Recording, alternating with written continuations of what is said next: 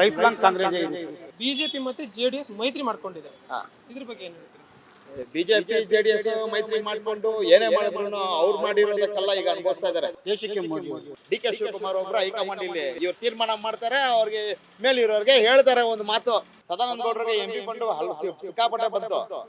ಇಲ್ಲಿ ಇರೋ ಅಧ್ಯಕ್ಷನು ಅವ್ರು ಯಾವನಂತಾನು ಗೊತ್ತಿಲ್ಲ. ನೋಡಿ ಇವತ್ತು ತನಕ ನಾವು ಸದಾನಂದ ಗೌಡರು ಟಿವಿನಲ್ಲಿ ನೋಡಿದ್ರೆ, ಇವಾಗ ಟಿವಿನಲ್ಲೂ ಬರ್ತಾ ಇಲ್ಲ, ಈ ಕ್ಷೇತ್ರಕ್ಕೆ ಕಾಲಿಕ್ತಾ ಇಲ್ಲ. ದೇಶದ ಪ್ರಧಾನಿ, ದೇಶದ ನಾಯಕರಾಗಿ ನಿಮ್ಗೆ ಯಾರು ಆಯ್ಕೆ ಆಗ್ಬೇಕು?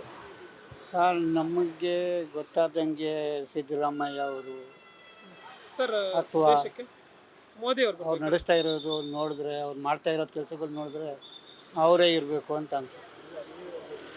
ಸರಿ ಸರ್, ಮೋದಿ ಅವರೇ ಯಾಕೆ ಅಂತ?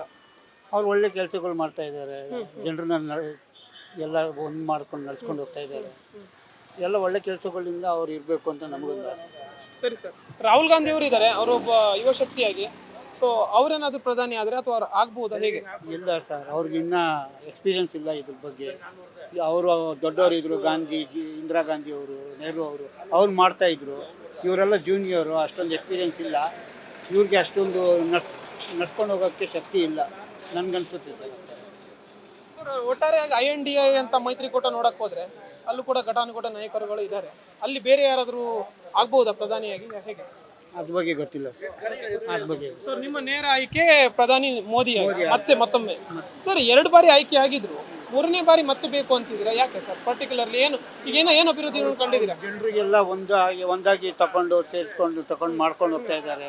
ಒಳ್ಳೆ ಕೆಲಸಗಳು ಮಾಡ್ತಾ ಇದ್ದಾರೆ. ಪೇಟಿಎಮ್ ಎಲ್ಲ ಆನ್ಲೈನ್ ಕೆಲಸಗಳು, ರೈತರುಗಳಿಗೆ, ಜನರಿಗೆ, ಆರ್ಮಿಗೆ, ಎಲ್ಲದಕ್ಕೂ ಹೊರಗಡೆ ದೇಶಗಳಿಗೆ ಹೋಗಿ ದೇಶದ ಬಗ್ಗೆ ಎಲ್ಲ ಹೇಳಿ ಎಲ್ಲ ಒಳ್ಳೇದು ಮಾಡ್ತಾ ಇದ್ದಾರೆ. ಎಲ್ಲ ಹೊರಗಡೆ ದೇಶದವರು ಅವ್ರಿಗೆ ಇಷ್ಟ ಬೀಳ್ತಾ ಇದ್ದಾರೆ.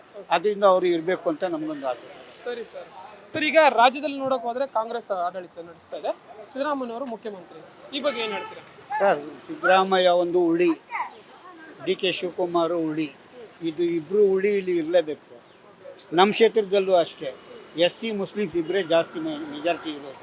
ಇಲ್ಲಿ ನಾವು ಇಬ್ಬರು ಏನು ಹೇಳ್ತೀರಿ ಅದೇ ಬರೋದು. ಕಾಂಗ್ರೆಸ್ ಅಂದರೆ ಕಾಂಗ್ರೆಸ್ಸೇ.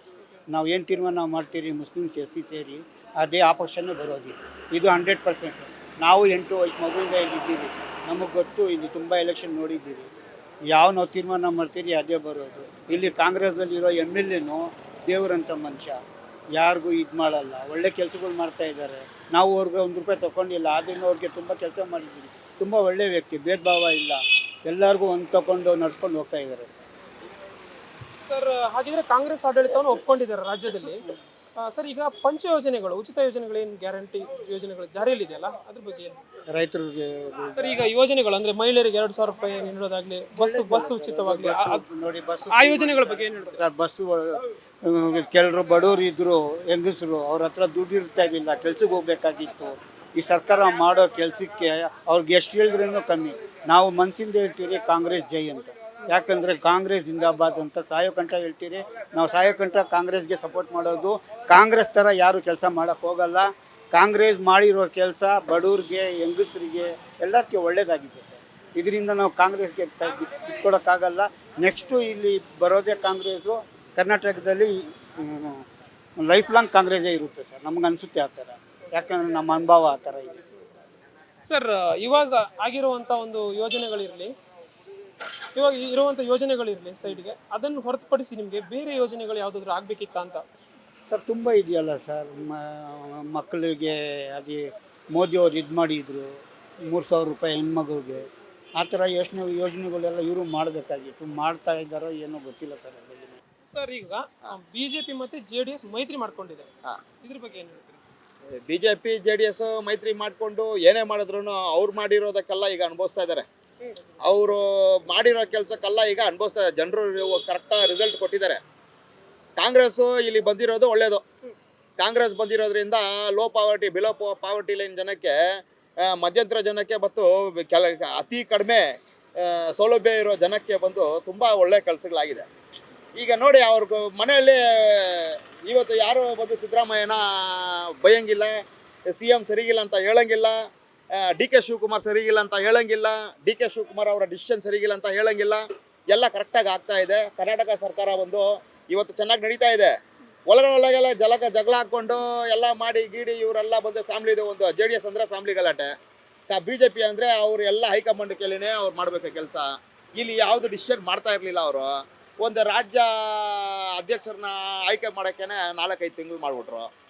ಇದು ಈ ಥರ ಇರುತ್ತೆ. ಅವ್ರು ಏನಕ್ಕೆ ಒಂದು ಕೇಳಬೇಕಂದ್ರೆ ಹೈಕಮಾಂಡ್ ಅಂತಾರೆ. ಈಗ ಹೈಕಮಾಂಡ್ ಇಲ್ಲ, ಏನಿಲ್ಲ. ಸಿದ್ದರಾಮಯ್ಯ ಒಬ್ಬರು ಹೈಕಮಾಂಡು, DK ಶಿವಕುಮಾರ್ ಒಬ್ಬರು ಹೈಕಮಾಂಡ್. ಇಲ್ಲಿ ಇವ್ರು ತೀರ್ಮಾನ ಮಾಡ್ತಾರೆ, ಅವ್ರಿಗೆ ಮೇಲಿರೋರಿಗೆ ಹೇಳ್ತಾರೆ ಒಂದು ಮಾತು, ಈ ಥರ ತೀರ್ಮಾನ ತಗೊಂಡಿದ್ದೀವಿ ಅಂತ. ಇವ್ರ ಮಾತು ಒಂದು ಬದ್ಧತೆಯಲ್ಲಿದೆ, ಒಂದು ಸ್ಟ್ರಾಂಗ್ ಆಗಿದೆ, ಬೇಸ್ ಚೆನ್ನಾಗಿದೆ. ಸರಿ ಸರ್, ಇವಾಗ BJPಯಲ್ಲಿ ರಾಜ್ಯಾಧ್ಯಕ್ಷರನ್ನಾಗಿ BY ವಿಜಯೇಂದ್ರ ಅವ್ರನ್ನ ಆಯ್ಕೆ ಮಾಡಿದ್ರು. ಅದೇ ರೀತಿ ವಿರೋಧ ಪಕ್ಷದ ನಾಯಕರನ್ನಾಗಿ R ಅಶೋಕ್ ಅವರನ್ನು ಆಯ್ಕೆ ಮಾಡಿದ್ರು. ಈ ಬಗ್ಗೆ ನಿಮ್ಮ ಅಭಿಪ್ರಾಯ ಏನು? ಇಲ್ಲಿ ಅದು ನಮಗೆ ಈ ರಾಜ್ಯಾಧ್ಯಕ್ಷರು, ವಿರೋಧ ಪಕ್ಷ ನಾಯಕರು ಇದೆಲ್ಲ ನನ್ನ ಲೆಕ್ಕಕ್ಕೆ ಅದು ಯಾವುದು ಮಾಡೋಕ್ಕಾಗಲ್ಲ. ಇವ್ರು ತುಂಬ ಸ್ಟ್ರಾಂಗ್ ಆಗಿದ್ದಾರೆ, ಇವತ್ತು ಚೆನ್ನಾಗಿದೆ. ಈಗ ಬಂದು ಅಶೋಕು, ವಿಜಯೇಂದ್ರ ಇವರೆಲ್ಲ ಏನೋ ಮಾಡೋಕ್ಕೆ ಹೋದ್ರು ಇಲ್ಲಿ ಫಸ್ಟ್ ಆಫ್ ಆಲ್ ಅಲ್ಲಿ ಒಂದು ಯೂನಿಟಿ ಇಲ್ಲ. ಆ ಯೂನಿಟಿ ಮಾಡಿಕೊಂಡು ತಿರ್ಗಾ ಇನ್ನೂ ಒಂದು 4 ವರ್ಷ ಬಿಟ್ಟು ಬರಬೇಕು ಅವರು. 4 ವರ್ಷ ಒಳಗಡೆ ಯಾರು ಇರ್ತಾರೋ ಏನಾಗಲ್ಲ, ಉದ್ಧಾರ ಆಗಬೇಕು, ಡೆವಲಪ್ಮೆಂಟ್ ಆಗಬೇಕು. ಎಲ್ಲ ಡೆವಲಪ್ಮೆಂಟ್ಗೂ ನಾವು ಒಂದೊಂದು ಥರನೂ ಈಗ ಲೇಬರ್ ಡಿಪಾರ್ಟ್ಮೆಂಟಲ್ಲಿ ಏನಾಗ್ತಾ ಇದೆ, ಮಕ್ಕಳಿಗೆ ಎಜುಕೇಷನ್ ಡಿಪಾರ್ಟ್ಮೆಂಟಲ್ಲಿ ಏನಾಗ್ತಾ ಇದೆ, ನಮಗೆಲ್ಲ ಒಂದೊಂದು ನಾಲೆಜಿಗೆ ಬರ್ತಾ ಇದೆ. 5 ವರ್ಷಕ್ಕೆ ಮುಂಚೆ ಅವರು ಆ ಒಂದು ಇದೇ ಕೊಟ್ಟಿಲ್ಲ.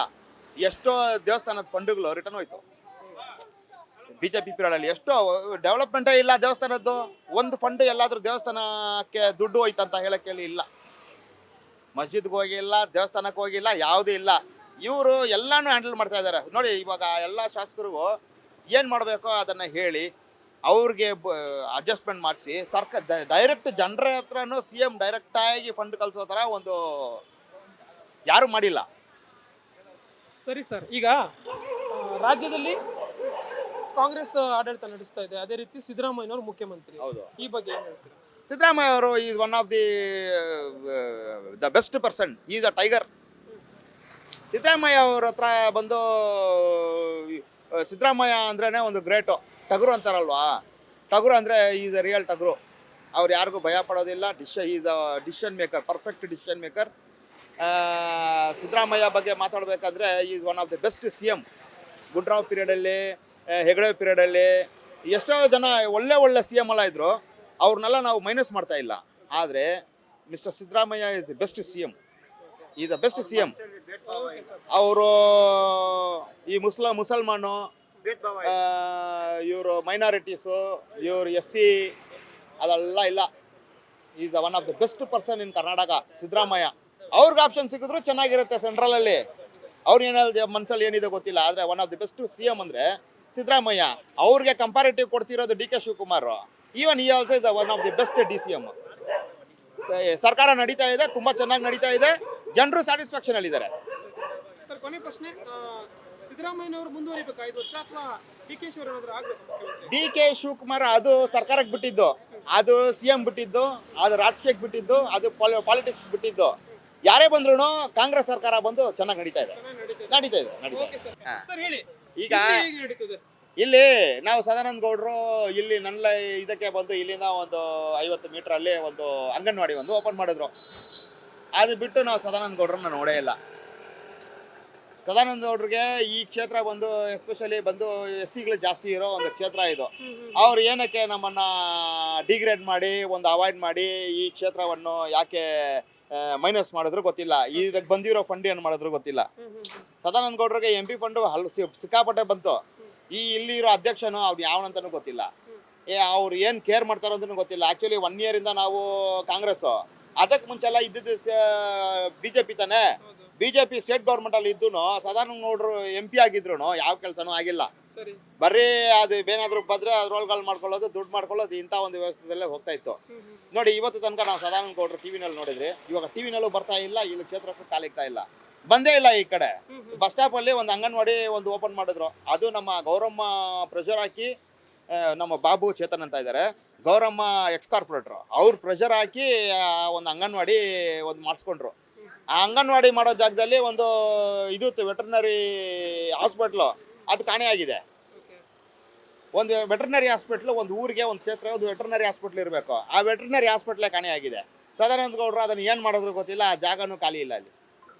ಈಗ ಸದಾನಂದ ಗೌಡ್ರು ನನ್ನ ಲೆಕ್ಕಕ್ಕೆ ಇಲ್ಲಿ ಬಂದು ಸದಾನಂದ ಗೌಡ್ರು ಇಲ್ಲಿ ಬಂದು ಏನು ಕಾಂಪಿಟೇಟ್ ಮಾಡಿದ್ರು ಆಗಲ್ಲ. ಎಲ್ಲ ಬಂದು ಎಲ್ಲ ಈಗ ಯೂತ್ಸು ಯಂಗ್ಸ್ಟರ್ಸು ಎಲ್ಲ ಒಂದು ಸ್ವಲ್ಪ ಬುದ್ಧಿ ಯೂಸ್ ಮಾಡ್ತಾ ಇದ್ದಾರೆ, ತುಂಬ ಚೆನ್ನಾಗಿ ಯೋಚನೆ ಮಾಡಿ ಡಿಸಿಷನ್ ತಗೊಳ್ತಾ ಇದ್ದಾರೆ. ಅದೇನೇ ಮಾಡಿದ್ರು ಇಲ್ಲೂ ಸರಿ ಕಾಂಗ್ರೆಸ್ಸೇ ಬರುತ್ತೆ. ಸರ್, ವಿಧಾನಸಭಾ ಕ್ಷೇತ್ರದ ಶಾಸಕರ ಬಗ್ಗೆ ಹೇಳೋದಾದ್ರೆ ಎಸ್ ಶ್ರೀನಿವಾಸ್ ಅವರು ತುಂಬ ಒಳ್ಳೆಯವರು. ಅವರು ಈ ಕ್ಷೇತ್ರದಲ್ಲಿ ಬಂದು 20-30 ವರ್ಷಕ್ಕೆ ಬಂದು ಕೆಲಸ ಮಾಡಿದ್ದಾರೆ. ಒಂದು MLA ಅಂತ ಅಲ್ಲ ನೋಡಿ, ನಾವು ಅವ್ರಿಗೆ ಅಗೇನ್ಸ್ಟ್ ಆಗಿನೇ ಕೆಲಸ ಮಾಡಿದ್ರಿ ಎಲೆಕ್ಷನಲ್ಲಿ. ನಾವು ಅಖಂಡ ಶ್ರೀನಿವಾಸ್ ಪರವಾಗಿ ಕೆಲಸ ಮಾಡಿದ್ರಿ. ಆದ್ರೂ ಶ್ರೀನಿವಾಸ್ ಅವರು ಒಂದು ಒಳ್ಳೆ ಶಾಸಕರಿಗೆ ಒಂದು ಕೆಪಾಸಿಟಿ ಇದೆ. ಅವರು ಯಾರ ಮಾತನ್ನು ಕೇಳ್ತಾ ಇಲ್ಲ. ಸೆಲ್ಫ್ ಡಿಸಿಷನ್ ಅಂತ ಒಂದಿದೆ ಅವ್ರ ಹತ್ರ. ಅವರು ಆ ಲೆವೆಲಲ್ಲಿ ಆ ಮಟ್ಟಕ್ಕೆ ಯೋಚನೆ ಮಾಡಿ ತಕ್ಕಂತೆ ಅವರು ಕೆಲಸ ಮಾಡ್ಕೊಂಡು ಹೋಗ್ತಾ ಇದ್ದಾರೆ. ಅವರು ಯಾರ ಮಾತನ್ನು ಕೇಳ್ತಾರೆ. ನಾವೆಲ್ಲ ಬಂದು ಹಳೆ ಕಾರ್ಯಕರ್ತರು, ಕಾಂಗ್ರೆಸ್ಗೆ ಒಂದು ಅಭಿಮಾನಿ, ಒಂದು ವ್ಯಕ್ತಿ ನೋಡಿ ನಾವು ಬಂದು ಈ ಸಾರಿ ಕಾಂಗ್ರೆಸ್ಗೆ ಕೆಲಸ ಮಾಡಿಲ್ಲ, ಸೀಟ್ ಸಿಕ್ಕಿಲ್ಲ ಅಖಂಡಾಗಂತ. ಆದರೆ ಶ್ರೀನಿವಾಸ ಈ ಕ್ಯಾನ್ ಹ್ಯಾಂಡಲ್ ಪುಲ್ಕೇಶಿ ನಗರ್. ಅವ್ರು ಒಳ್ಳೆ ವ್ಯಕ್ತಿ, ಒಳ್ಳೆ ಕೆಲಸ ಮಾಡ್ತಾ ಇದ್ದಾರೆ. ಅವ್ರ ಕೈಯಲ್ಲಿರೋ ಕೆಲಸಗಳು ಅವ್ರು ಮಾಡ್ತಾ ಇದ್ದಾರೆ. ಯಾವ ಮಾತು ಕೇಳ್ತಾ ಇಲ್ಲ ಅವರು. ಅವ್ರು ಹೇಳೋದು ಇವ್ರು ಹೇಳೋದು ಪಾಲಿಟಿಕ್ಸ್ ಮಾಡ್ತಾ ಇಲ್ಲ. ಎಸ್ಪೆಷಲಿ ಅವ್ರ ಜನರನ್ನ ನೋಡಿ ಕೆಲಸ ಮಾಡ್ತಾ ಇದ್ದಾರೆ. ಒಳ್ಳೆ ವ್ಯಕ್ತಿ. Okay sir, thank you.